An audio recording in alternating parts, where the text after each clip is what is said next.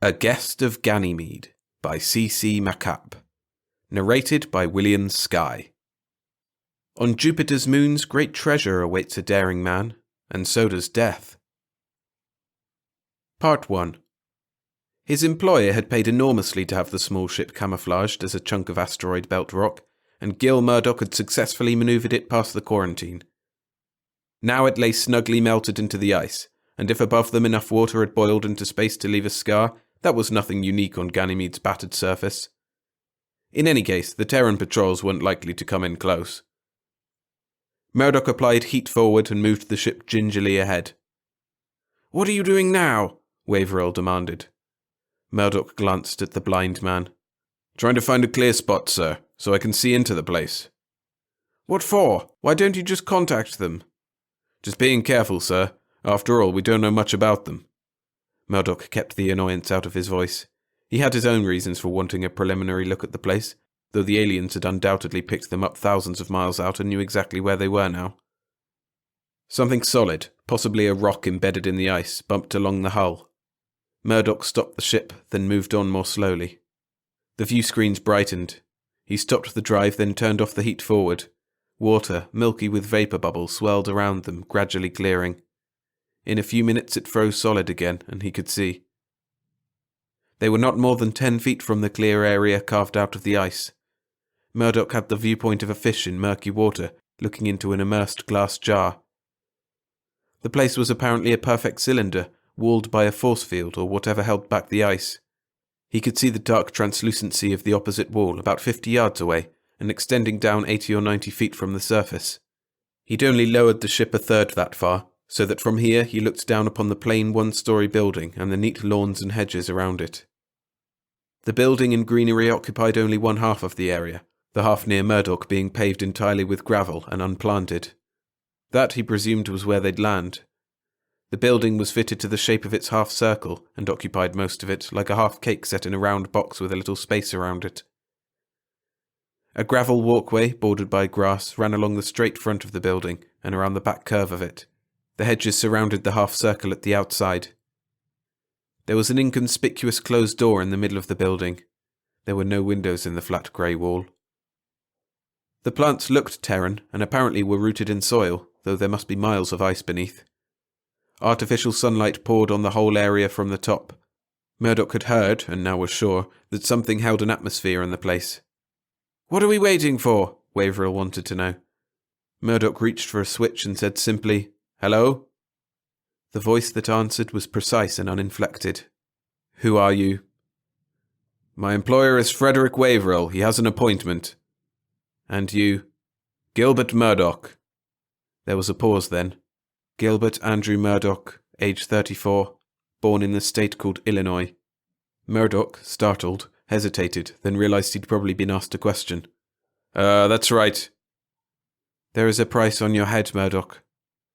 Murdoch hesitated again, then said, "There'd be a price on your own if Earth dared to put it there."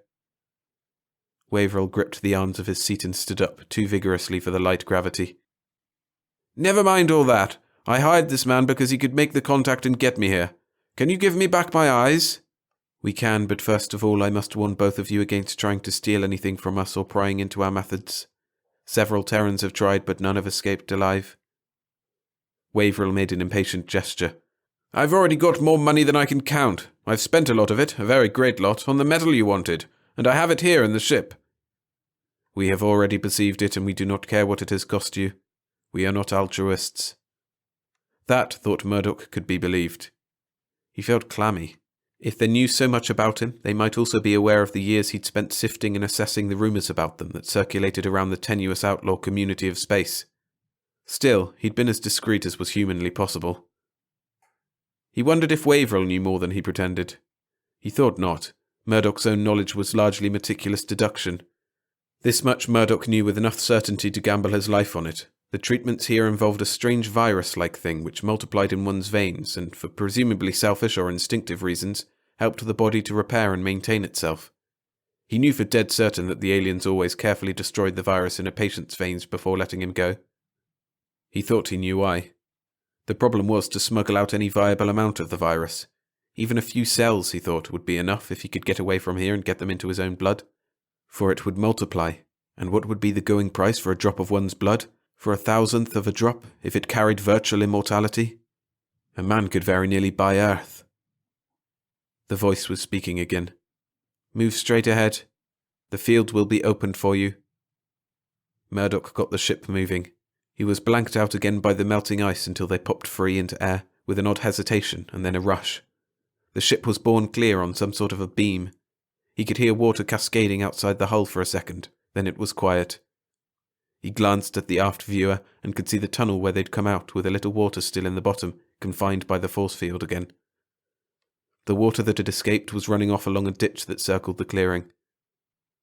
They were lowered slowly to the gravelled area. Leave the ship, the voice directed, and walk to the doorway you see. Murdoch helped Waverill through the inner and outer hatches and led him toward the building. His information was that a force barrier sliced off this half of the circle from the other, and he could see that the hedges along the diameter pressed against some invisible plane surface. He hesitated as they came to it, and the voice said, Walk straight ahead to the door. The field will be opened for you. He guided Waverill in the right direction. As they passed the midpoint, he felt an odd reluctance, a tingle, and a slight resistance. Waverill grunted at it, but said nothing. The door slid open, and they were in a plain room with doors at the left and right. The outer door closed behind them. The door on the right opened, and Murdoch took Waverill through it. They were in a second room of the same size, bare except for a bench along one wall. The voice said, Remove your clothing and pile it on the floor. Waverill complied without protest, and after a second Murdoch did too. Step back, the voice said. They did. The clothing dropped through the floor, sluggishly in the light gravity. Murdoch grunted. There were weapons built into his clothes, and he felt uneasy without them. At the end of the room, away from the middle of the building, was another door like the one they'd come through. It opened, and a robot walked in. It was humanoid in shape, flesh-coloured, but without animal details. The head had several features other than the eyes, but none of them was nose, mouth, or ears. It stood looking at them for a minute, then said in the familiar voice, Do not be alarmed if you feel something now. There was a tingling, then a warmth, then a vibration, and some other sensations not easy to classify. Murdoch couldn't tell whether they came from the robot or not. It was obvious, though, that the robot was scanning them. He resisted an urge to move his hands more behind him. He'd been well satisfied with the delicate surgery, but now he imagined it awkward and obvious. The robot didn't seem to notice anything. After a minute, the robot said, Through the door where I entered, you will find a bedroom and a bath and a place to cook. It is best you retire now and rest. Murdoch offered his arm to Waverill, who grumbled a little but came along. The voice went on, seeming now to come from the ceiling. Treatment will begin tomorrow. During convalescence, Murdoch will care for Waverill. Sight will be restored within 4 days, and you will be here 1 day after that, then you may return to your ship. You will be protected from each other while you are here. If you keep your bargain, you will be of no concern to us after you leave. Murdoch watched Waverill's face, but it showed nothing. He was sure the billionaire already had arrangements to shut him up permanently as soon as he was no longer needed, and he didn't intend, of course, to let those arrangements work out. Part 2. It developed that when the robot spoke of days, it meant a 24-hour cycle of light and dark, with temperatures to suit. Under other circumstances, the place would have been comfortable. The pantry was stocked with Earthside food that didn't help Murdoch's confidence any, since it was further evidence of the aliens' contacts with men. He cooked eggs and bacon, helped Waverill eat, then washed up the dishes. He felt uneasy without his clothes, the more because the weapons in them, through years of habit, were almost part of himself. He thought, I'm getting too jumpy too soon. My nerves have to last a long time yet. While he was putting the dishes to drain, the robot walked into the room and watched him for a moment. Then it said to Waverill, Keep your hand on my shoulder and walk behind me. It reached for Waverill's right hand and placed it on his own right shoulder, revealing in the process that its arm was double-jointed. Then it simply walked through the wall. The blind man, without flinching and perhaps without being aware, passed through the seemingly firm substance. When they were gone, Murdoch went quickly to the wall and passed his hands over it. Solid. The voice came from the ceiling. You cannot penetrate the walls except when told to. Any place you can reach in this half of the grounds is open to you. The half where your ship is will remain cut off. You may amuse yourself as you wish so long as you do not willfully damage anything. We have gone to great effort to make this place comfortable for Terrans. Do not impair it for those who may come later. Murdoch smiled inwardly. He'd known the walls would be solid, he'd only wanted to check the alien's watchfulness. Now he knew that there was more to it than just the robot, and that the voice was standard wherever it came from. Not that the information helped any. He walked back to the middle of the building and went through the door across the lobby. In that half of the building were a library, a gymnasium, and what was evidently a solar system museum. There was nothing new to him in the museum. Though there were useful tables and data in the library, he was too tense to study. The gymnasium he'd use later. He went outside, walking gingerly on the gravel. The rear of the building was a featureless semicircle, the lawns and hedges unvaried. He took deep breaths of the air perfumed by flowers. He jumped at a sudden buzz near his elbow. A bee circled up from a blossom and headed for the top of the building to disappear over the edge. Murdoch considered jumping for a hold and hauling himself up to the top of the building to see if there were hives there, but decided not to risk the alien's displeasure. He realized now that he'd been hearing the bees all the time without recognizing it, and was annoyed at himself for not being more alert. He paid more attention now and saw that there were other insects too, ants and a variety of beetles. There were no birds, mammals or reptiles that he could see. He parted the hedge and leaned close to the clear wall, shading the surface with his hands to see into the ice. There were a few rocks in sight. He found one neatly sliced in two by the force field, or whatever it was, showing a trail of striations in the ice above it where it had slowly settled. On Ganymede, the rate of sink of a cool rock would be very slow in the ice. Far back in the dimness he could see a few vague objects that might have been large rocks or ships. There were some other things with vaguely suggestive shapes, like long eroded artifacts. Nothing that couldn't have been the normal fall-in from space. He went to the front of the building again and stood for a while, looking at the gravelled other half of the place. He couldn't see any insects there, and not a blade of grass. He approached the barrier and leaned against it to see how it felt. It was rigid, but didn't feel glass-hard. Rather, it had a very slight surface softness, so he could press a fingernail in a fraction of a millimetre. He remembered that on Earth bees would blunder into a glass pane, and looked around to see if they hit the barrier. They didn't. An inch or so from it, they turned in the air and avoided it. Neither could he see any insects crawling on the invisible surface. He pressed his face closer and noticed again the odd reluctance he'd felt when crossing on the way in. At ground level, a dark line not more than 1/4 of an inch thick marked where the barrier split the soil. Gravel heaped up against it on both sides. He looked again toward the ship. If things went according to plan, the ship's proximity alarm would go off sometime within the next 2 days. He didn't think the aliens would let him go to the ship, but he expected the diversion to help him check out something he'd heard about the barrier. He flexed his thumbs, feeling the small lumps implanted in the web of flesh between thumb and finger on each hand. He'd practiced getting the tiny instruments in and out until he could do it without thinking. But now the whole project seemed ridiculously optimistic. He felt annoyed at himself again. It's the aliens, he thought, that are getting my nerves. I've pulled plenty of jobs as intricate as this without fretting this way. He began another circuit around the building and was at the rear when the voice said almost at his shoulder, "Murdoch, Waverill wants you." His employer lay on his cot, looking drowsy. He scowled at Murdoch's footsteps. "Where you been? I want a drink."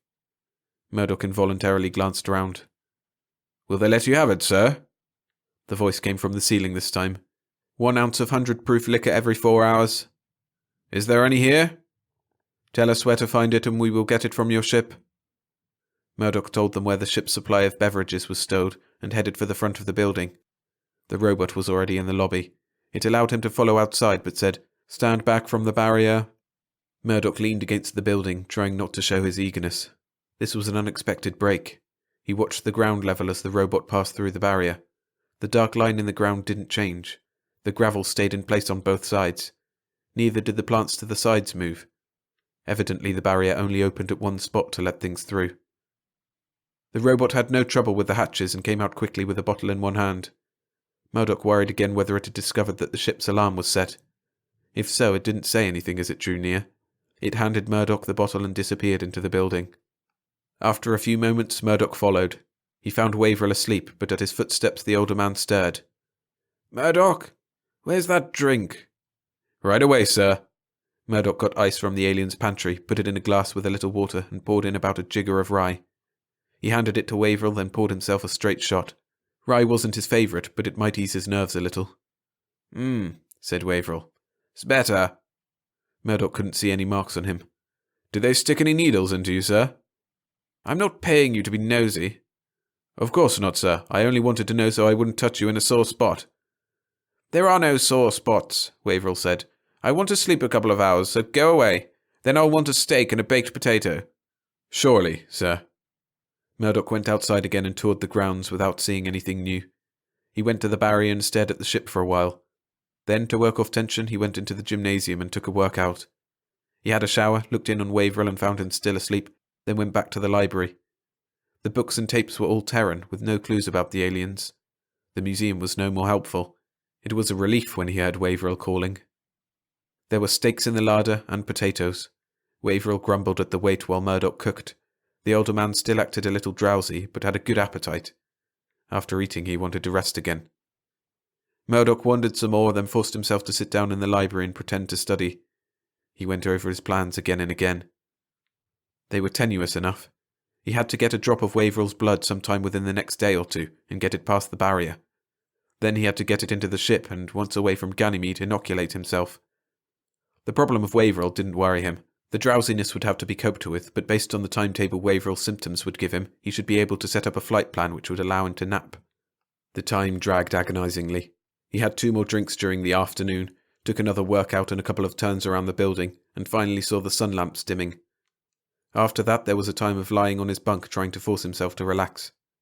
Finally he did sleep. Part 3. He was awake again with the first light, got up and wandered restlessly into the pantry. In a few minutes he heard Waverill stirring. "Murdoch!" came the older man's voice. Murdoch went to him. "Yes, sir, I was just going to get breakfast." "I can see the light!" That's wonderful, sir." "I can see the light. Damn it, where are you? Take me outside." "It's no brighter out there, sir." Murdoch was dismayed. He'd counted on another day before Waverill's sight began to return, with a chance to arrange a broken drinking glass, a knife in Waverill's way, something to bring blood in an apparent accident. Now, "Take me outside." "Yes, sir." Murdoch, his mind spinning, guided the older man. The door slid open for them and Waverill crowded through. As he stepped on the gravel with his bare feet, he said, "Ouch! Damn it!" "Step lightly, sir, and it won't hurt." Murdoch had a sudden wild hope that Waverill would cut his feet on a sharp pebble. But there were no sharp pebbles, they were all rounded, and the light gravity made it even more unlikely.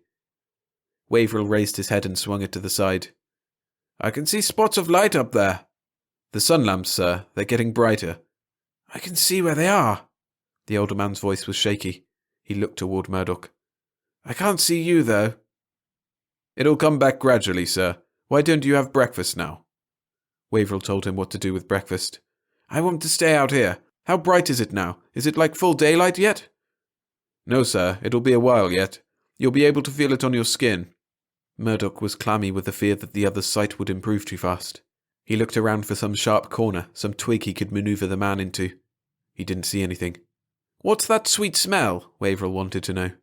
"Flowers, sir. There's a blossoming hedge around the walkways." "I'll be able to see flowers again. Oh," the older man caught himself as if ashamed. "Tell me what this place looks like." Murdoch described the grounds, meanwhile guiding Waverill slowly around the curved path. Somewhere, he thought, there'll be something sharp I can bump him into. He had a wild thought of running the man into a wall, but a bloody nose would be too obvious. "I can feel the warmth now," Waverill said, "and I can tell that they're brighter." He was swiveling his head and squinting, experimenting with his new traces of vision. Murdoch carried on a conversation with half his attention while his mind churned. He thought, "I'll have to resist the feeling that it's safer here in back of the building. They'll be watching everywhere." He wished he could get the man inside. Under the cover of serving breakfast, he could improvise something. "I'm sweating," he thought. "I can just begin to feel the lamps, but I'm wet all over. I've got to—" He drew in his breath sharply. From somewhere he heard the buzz of a bee. His mind leaped upon the sound. He stopped walking and Waverill said, "What's wrong with you?" "Nothing. I stepped on a big pebble." "They all feel big to me. Damned outrage taking away a man's—" Waverill's voice trailed off as he started experimenting with his eyes again. There were more bees now, and presently Murdoch saw one loop over the edge of the building and search along the hedge. The first of them, he thought. There'll be more. He looked along the hedge. Most of the blossoms hadn't really closed for the night, though the petals were drawn together. He walked as slowly as he dared. The buzzing moved tantalizingly closer, and then away. A second buzz added itself. He heard the insect move past them, then caught it in the corner of his eye. Waverill stopped. "Is that a bee?" Here? I guess they keep them to fertilize the plants, sir. They bother me. I can't tell where they are. I'll watch out for them, sir. He could see the insect plainly now, and thought, I have an excuse to watch it. The buzz changed pitch as the bee started to settle, then changed again as it moved on a few feet. Murdoch clamped his teeth in frustration. He tried to wipe his free hand where trousers should have been, and discovered that his thigh was sweaty too. He thought, surely Waverill must feel how sweaty my arm is. The bee flirted with another flower, then settled on a petal. Tense, Murdoch subtly moved Waverill toward the spot. He could see every move of the insect's legs as it crawled into the bell of the flower. You can smell the blossoms more now, sir, he said. His throat felt dry and he thought his voice sounded odd. It's warming up and bringing out the smell, I guess. He halted and tried not to let his arm tense or tremble. This is a light blue blossom. Can you see it? I'm not sure. I can see a bright spot a little above my head and right in front of me. That's a reflection of the ice, sir. The flower's down here. Holding his breath, he took Waverill's hand and moved it toward the flower. He found himself gritting his teeth and wincing as Waverill's fingers explored delicately around the flower. The bee crawled out, apparently not aware of anything unusual, and moved away a few inches. It settled on a leaf and began working its legs together. Murdoch felt like screaming. Waverill's fingers stopped their explanation, then, as the bee was silent, began again. Waverill bent over to bring his eyes closer to his hand. Shaking with anxiety now, Murdoch executed the small movements of his right hand that forced the tiny instrument out from between his thumb and forefinger. He felt a panicky desire to hurry, and forced himself to move slowly. He transferred the tiny syringe to his left hand, which was nearer Waverill. Waverill was about to pluck the blossom. Murdoch moved his right hand forward, trying, in case the aliens could see, though he had his body in the way, to make the move casual. He flicked a finger near the bee. The bee leaped into the air, its buzz high-pitched and loud. Waverill tensed. Murdoch cried, "Look out, sir!" and grabbed at Waverill's hand. He jabbed the miniature syringe into the fleshy part of the hand at the outside, just below the wrist. "Damn you!" Waverill bellowed, slapping at his right hand with his left. He jerked away from Murdoch. "Here, sir, let me help you." "Get away from me, you clumsy fool!" "Please, sir, let me get the stinger out. You'll squeeze more poison into your skin." Waverill faced him, a hand raised as if to strike. Then he lowered it. "All right, damn you. Be careful about it." Shakily, Murdoch took Waverill's hand. The syringe, dangling from the skin, held a trace of red in its minute plastic bulb. Murdoch gasped for breath and fought to make his fingers behave. He got hold of the syringe and drew it out. Pretending to drop it, he hid it in the junction of the third and fourth fingers of his left hand. He kept his body between them and the building, and tried to make his actions convincing. "There, it's out, sir." Waverill was still cursing in a low voice. Presently he stopped, but his face was still hard with anger. "Take me inside." "Yes, sir." Murdoch was weak with reaction. He drew a painful breath, gave the older man his left arm, and led him back. The tiny thing between his fingers felt as large and as conspicuous as a handgun. Part 4. Murdoch felt as if the entire place was lined with eyes, all focused on his left hand. The act of theft clearly begun, his life in the balance. He felt now the icy nausea of fear, a feeling familiar enough, and which he knew how to control, but which he still didn't like. Fear. It's a strange thing, he thought. A peculiar thing. If you analysed it, you could resolve it into the physical sick feeling and the wish in your mind, a very fervent wish, that you were somewhere else. Sometimes if it caught you tightly enough, it was almost paralysing, so that your limbs and even your lungs seemed to be on strike. When fear gripped him, he always remembered back to that turning point, that act that had made him an outlaw and an exile from Earth. He'd been a pilot in the Space Force, young, just out of the academy, and the bribe had seemed very large and the treason very small. It seemed incredibly naive now that he should not have understood that a double cross was necessarily a part of the arrangement. It was in escaping at all, against odds beyond calculating, that he had learned that he thought faster and deeper than other men, and that he had guts. Having guts turned out to be a different thing than he had imagined. It didn't mean that you stood grinning and calm while others went mad with fear. It meant you suffered all the panic, all the actual physical agony they did, but that you somehow stuck to the gun, took the buffeting, and still had in a corner of your being enough wit to throw the counterpunch or think through to the way out. And that's what he had to do now. Endure the fear and keep his wits. The robot had responded to Waverill's loud demand. It barely glanced at Waverill's hand, said, "It will heal quickly," and left. So far as Murdoch could tell, it didn't look at him. As soon as he dared, he went and took a shower. In the process of lathering, he inserted the syringe into the slit between thumb and forefinger of his left hand. In that hiding place was a small plastic sphere holding a substance which ought to be nutrient to the virus. It was delicate work, but he'd practiced well and his fingers were under control now, and he got the point of the syringe into the sphere and squeezed. He relaxed the squeeze, felt the bulb return slowly to shape as it drew out some of the gummy stuff. He squeezed it back in, let the shower rinse the syringe and got that back into the pouch in his right hand. He didn't dare discard it. There was always the possibility of failure and a second try, though the timing made it very remote. If the surgery was right, the pouches in his hand were lined with something impervious, so that none of the virus would get into his blood too soon. He lathered very thoroughly and rinsed off, then let a blast of warm air dry him. He felt neither fear nor elation now. Rather, there was a letdown and a weary apprehension of the trials ahead. The next big step was to get the small sphere past the barrier ahead of the time of leaving. He was pretty sure that he couldn't smuggle it out on his person. The alien's final examination and sterilization would prevent that. Now there came the agony of waiting for the next step. He hadn't been able to rig things tightly enough to predict within several hours when it would come. It might be in 1 hour or in 10. A derelict was drifting in. He'd arranged that, but it might be late or it might be intercepted.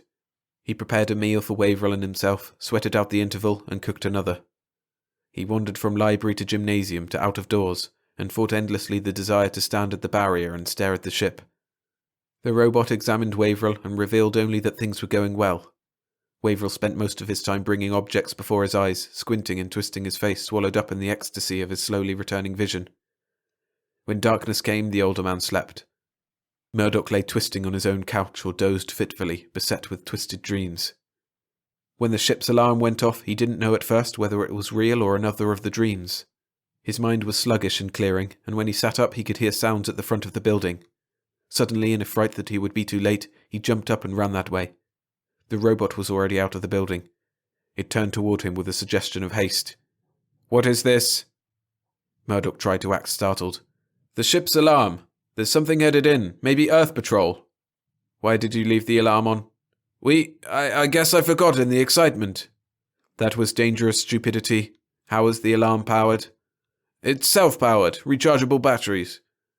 "You are fortunate that it is only a dead hull drifting by. Otherwise we would have to dispose of you at once." "Stay here. I will shut it off."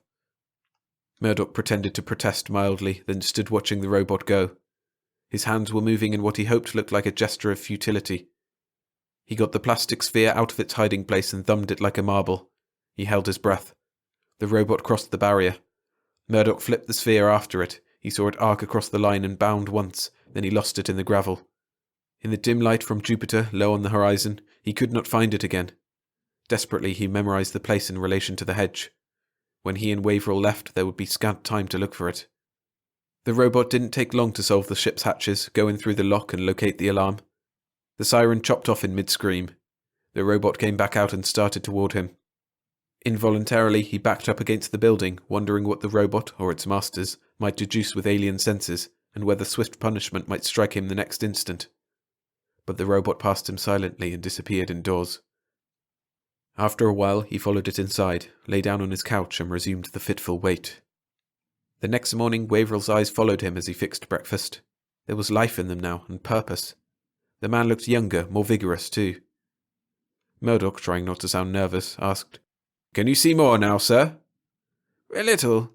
Sit me so the light falls on my plate." Murdoch watched the others attempt to eat by sight rather than feel, adding mentally to his own timetable of the older man's recovery. Apparently Waverill could see his plate, but no details of the food on it. There was no more drowsiness, though. The movements were deft, except that they didn't yet correlate with the eyes. The eyes seemed to have a little trouble matching up too, sometimes. No doubt it would take a while to restore the reflexes lost over the years. Waverill walked the grounds alone in mid-morning. Murdoch, following far enough behind not to draw a rebuff, took the opportunity to spot a small treasure in the gravel beyond the barrier. Once found, it was dismayingly visible, but there was nothing he could do now. He was sweating again, and hoped with a sort of half-prayer to fortune that his nerves wouldn't start to shatter once more. He made lunch, then set himself the job of waiting out the afternoon. Ages later he cooked dinner. He managed to eat most of his steak, envying Waverill the wolfish appetite that made quick work of the meal. The long night somehow wore through, and he embraced eagerly the small respite of breakfast. He felt unreal when the alien voice said, "Do not bother to wash the dishes. Lie down on your bunks for your final examination. When you awake, you may leave." The fear spread through him again as he moved slowly to his couch. He thought, if they've caught me, this is when they'll kill me. He was afraid, no doubt of that. All the old symptoms were there. But oddly, there was a trace of perverse comfort in the thought. Maybe I've lost. Maybe I'll just never wake up. Then dizziness hit him. He was aware of a brief, feeble effort to resist it. Then he slid into darkness.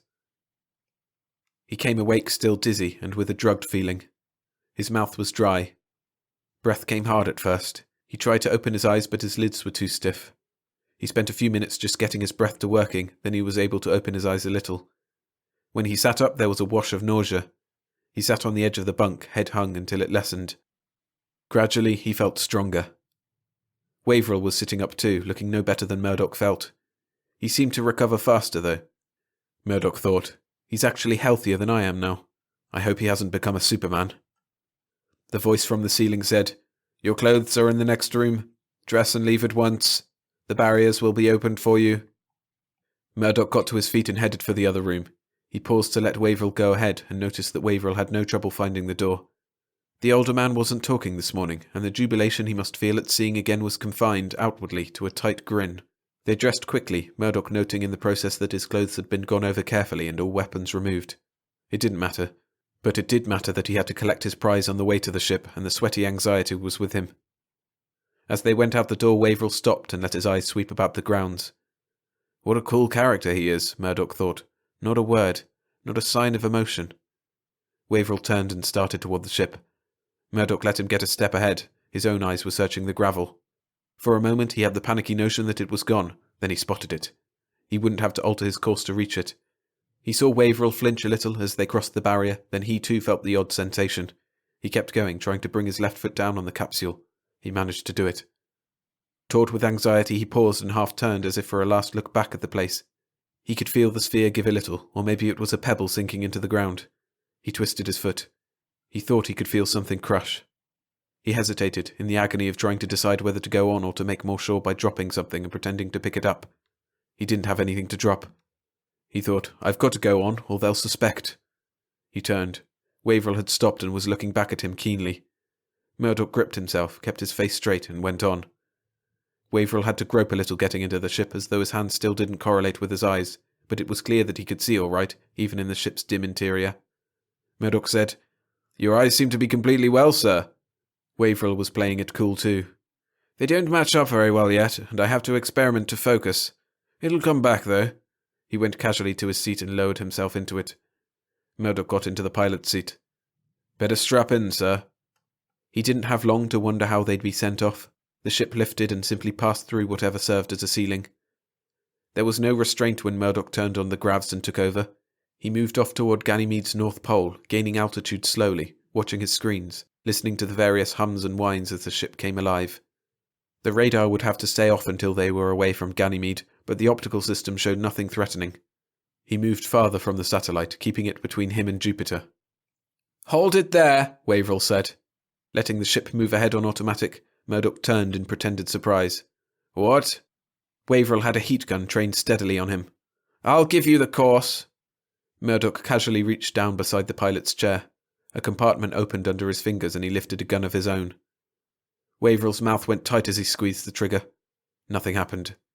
Waverill glanced at the weapon. Rage moved across his face.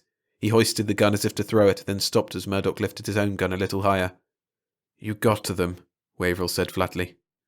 The ones that did the remodelling job on this crate and hid that gun for you? Of course. Did you think you were playing with an idiot? I could have sworn they were beyond reach. I reached them. Murdoch got unstrapped and stood up. He had the ship's acceleration just as he wanted it. And naturally I went over the ship while you were blind. Get into your suit now, Waverill. Why? I'm giving you a better break than you were going to give me. I'm putting you where the patrol will pick you up. You won't make it, you son of a bitch. I've got some cards left. I know where you plan to rendezvous. By the time you buy your way out of jail, I'll be out of your reach. You never will. Talk hard enough and I may decide to kill you right now. Waverill studied his face for a moment, then slowly got to his feet. He went to the suit locker, got out his suit and squirmed into it. Murdoch grinned as he saw the disappointment on the other's face. The weapons were gone from the suit too. He said, Zip up and get the helmet on and get into the lock. Waverill, face contorted with hate, complied slowly. Murdoch secured the inner hatch behind the man, then got on the ship's intercom. "Now, Waverill, you'll notice it's too far for a jump back to Ganymede. I'm going to spend about 40 minutes getting into an orbit that'll give you a good chance. When I say shove off, you can either do it or stay where you are. If you stay, we'll be headed a different direction, and I'll have to kill you for my own safety." He left the circuit open and activated a spy cell so he could see into the lock. Waverill was leaning against the inner hatch, conserving what heat he could. Part 5. Murdoch set up a quick flight program, waited a minute to get farther from Ganymede and the aliens, then turned on a radar search and set the alarm. He unzipped his left shoe, got it off and stood staring at it for a moment, almost afraid to turn it over. Then he turned it slowly. There was a sticky spot on the sole. The muscles around his middle got so taut they ached.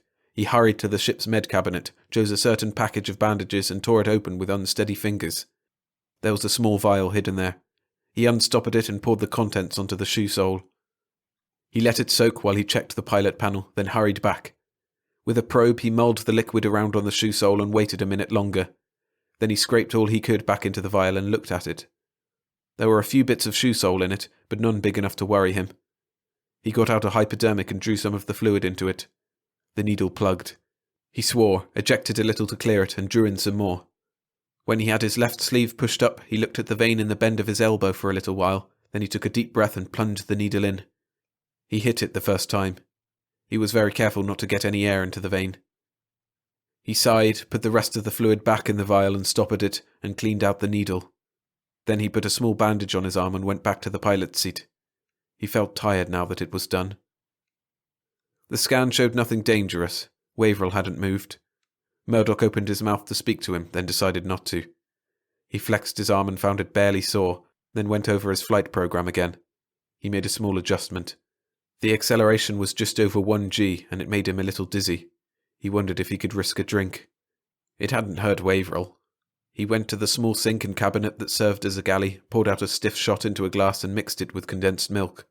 He took it back to the pilot's seat, not bothering with the free-fall cap, and drank it slowly.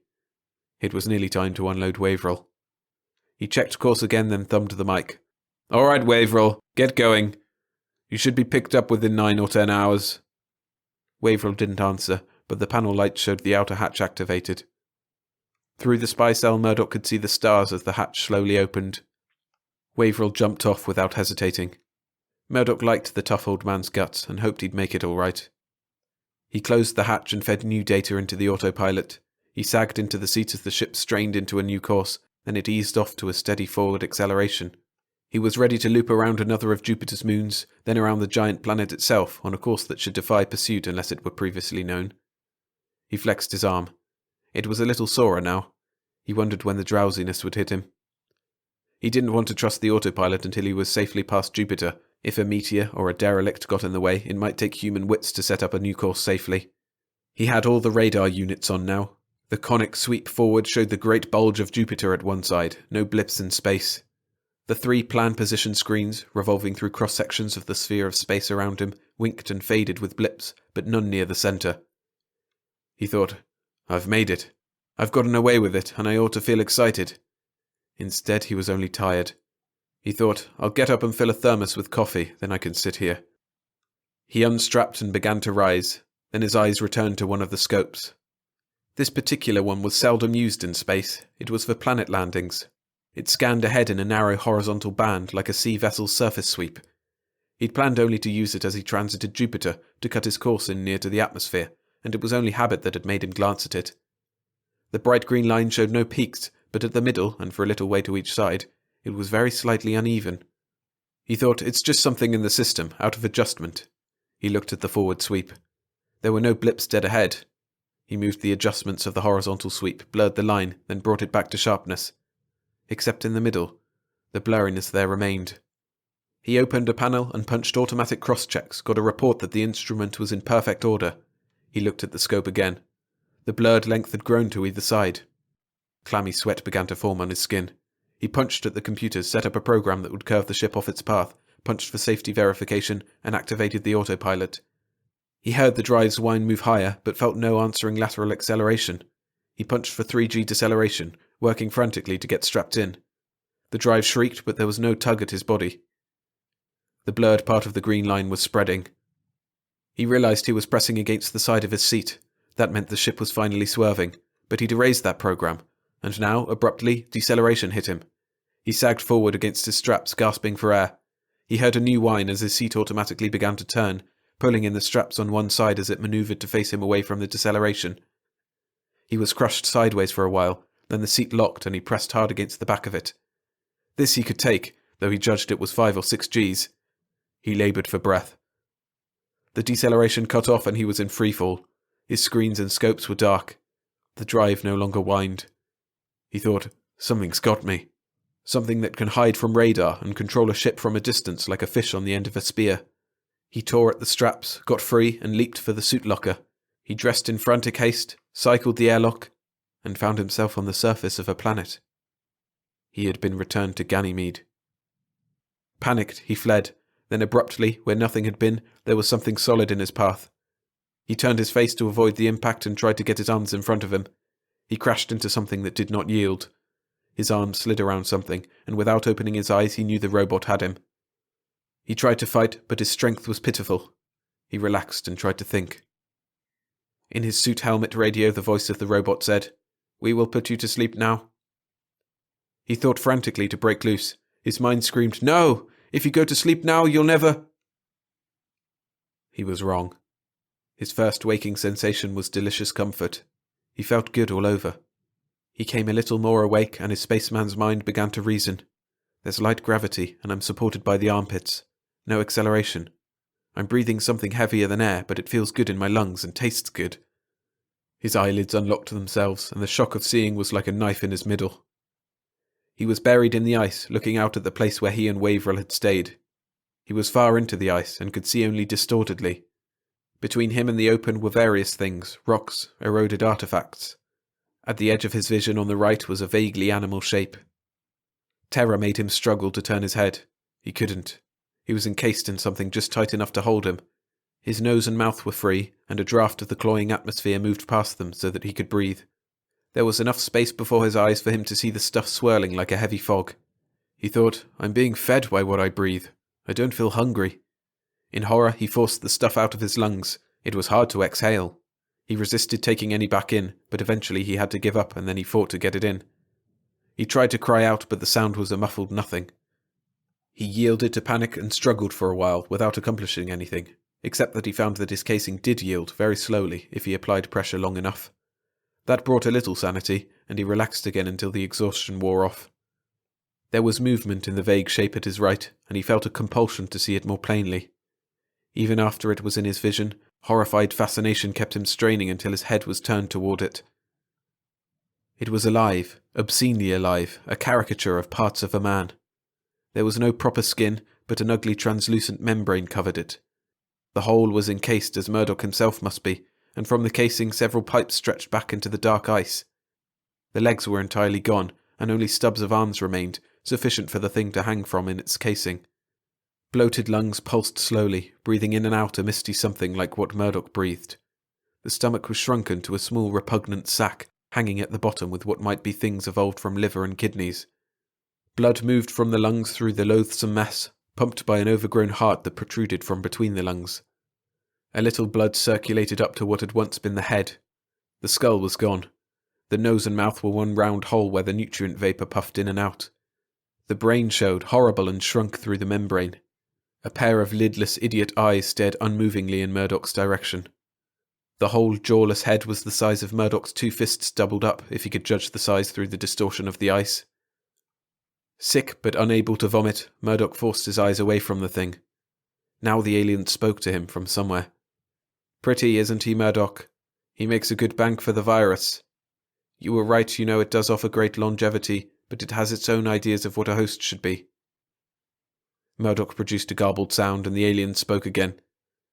Your words are indistinct, but perhaps you are asking how long it took him to become this way. He was one of our first visitors, the very first who tried to steal from us.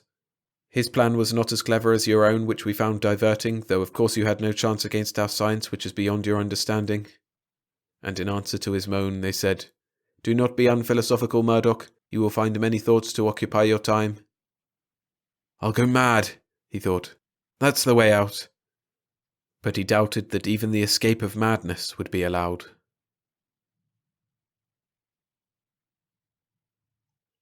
If you enjoyed the story, hit the like button and subscribe to the channel for more of the same.